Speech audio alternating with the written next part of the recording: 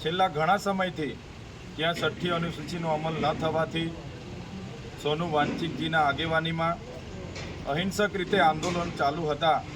એમણે અનેકવાર લેહથી લઈને દિલ્હી સુધીની યાત્રાઓ પણ કરી અને ત્યાં બેસીને શાંતિપ્રિય રીતે એમણે ધરણાઓ પણ કરી.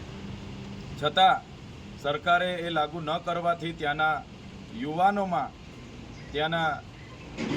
એક આક્રોશ હતો અને એ આક્રોશને લઈને જે તે વખતે 24 તારીખના રોજ જે ઘટના ઘટી, જેનું અમને દુઃખ છે કે જે પણ સરકારી કચેરીઓ કે જેને પણ તોડફોડ જે પણ લોકોએ કરી છે એને દુઃખ છે, પણ એ લોકો આ અહિંસક રીતે ચાલતા આંદોલનને તોડવા માટેના કેટલાક તત્વો ભેગા મળીને કર્યું છે.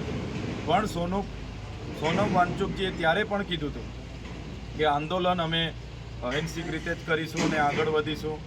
છતાં આ ભાજપની સરકારે NSA લગાડીને એમને જ્યારે જેલ હવાલે કર્યા છે ત્યારે એનો અમે સખત શબ્દોમાં વિરોધ કરીએ છીએ.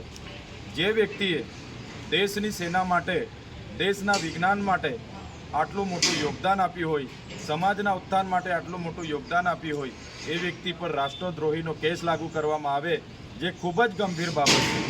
અને દેશમાં, લોકશાહી દેશમાં ભારતીય જનતા પાર્ટીની જે તાનાશાહી સરકાર કેન્દ્રમાં છે એનો આ એક પુરાવો છે.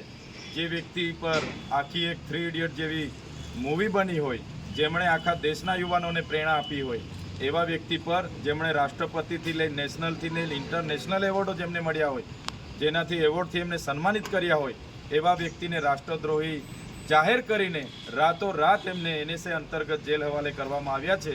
એનો અમે સખત શબ્દોમાં વિરોધ કરીએ છીએ.